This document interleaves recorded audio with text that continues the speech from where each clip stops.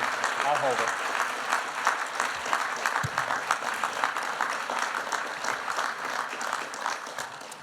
I'd rather not say anything so I don't dissipate what's happened before and lead you to think it isn't true. You have two advantages in my remarks tonight. One, I'm awaiting knee surgery and I can't stand very long.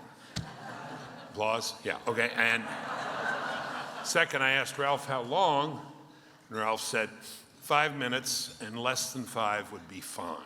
So, let me just say something about Ralph Reed, whom I admire and love.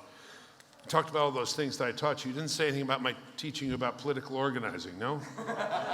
Right, exactly right. He's taught so many things. My only complaint about Ralph is when he goes back 30 or 40 years. You saw pictures of what I looked like 30 or 40 years ago. He looks exactly the same. Exactly the same.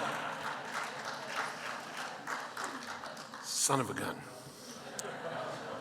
On this fight thing, I guess I better live up to this fighter reputation. The president called me a fighter on Wednesday when I was here, and I guess that's right.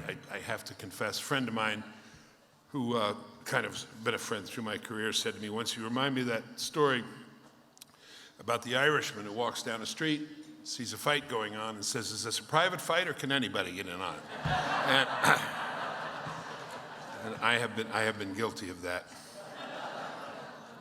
Very quickly, when I was Secretary of Education, we cut our budget by a lot. We started some programs that didn't cost anything. One of them was for the Secretary of Education to pick his favorite teacher. I've had a lot of teachers, elementary school, secondary school, college, graduate school, law school. I picked my high school football coach because he taught me the most important lesson I needed to hear as a big 16-year-old boy. I thought toughness meant callousness, being thrown around your weight, and being a kind of macho guy. Macho wasn't the word then, but you know what I'm talking about. He taught me that toughness was resilience, perseverance, the ability to take it, the ability to persist. He was a great guy. He was a Marine, like our second son. Our first son, John, is here. This son of mine who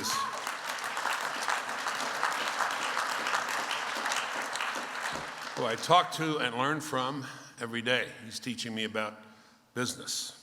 He said, "Stop calling investors donors." Right? Right. And our other son, Joe, is in New York, United States Marine, and now in business.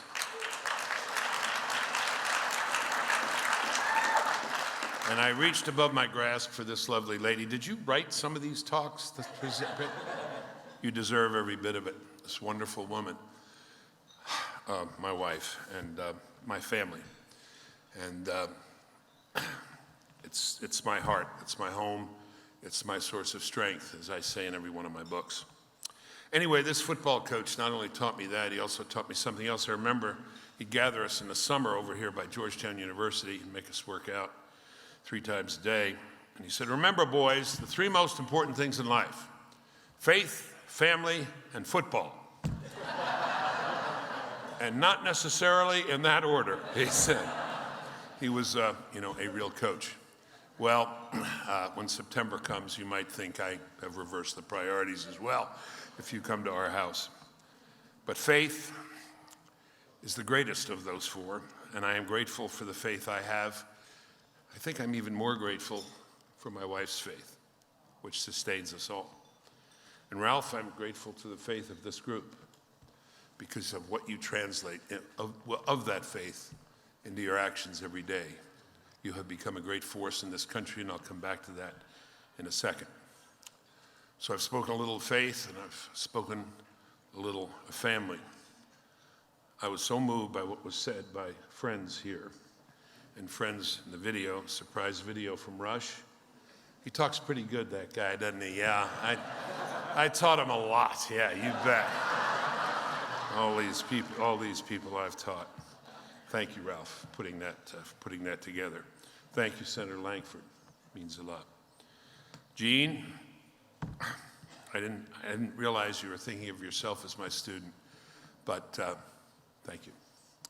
one of the greatest lines in one of my favorite plays, A Man for All Seasons. Thomas says to Richard Rich, who wants to come to Washington, or London in that case, and rise up in power, he says, "Rich, be a teacher." And Rich says, "Why?" He says, "Because you'd be a good one." And Rich says, "If I were, who would know it?" And Thomas says, "You, your students, their parents, and God. Not a bad public, that." Thank you, Gene. Thank you very, very much. And the last thing I want to say is this is the Faith and Freedom Coalition. As I am sustained by my family, by faith, by my friends, I'm also sustained by this country, because this life would not have happened, this career would not have happened without this country. And I so admire Ralph and all of you in this room for what you have done. At 83% that you talked about on Wednesday, and you're working on the other 17%, right, to be sure to be there in this next election. I'm truly grateful for your efforts to keep this country what it is. And so I'll close with quoting another statesman, an American statesman, maybe our greatest statesman, Abraham Lincoln.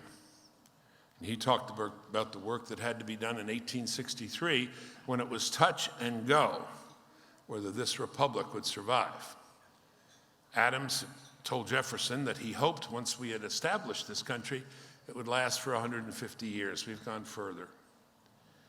With Lincoln, he was worried in 1863, as well he should have been, because of the division of our country.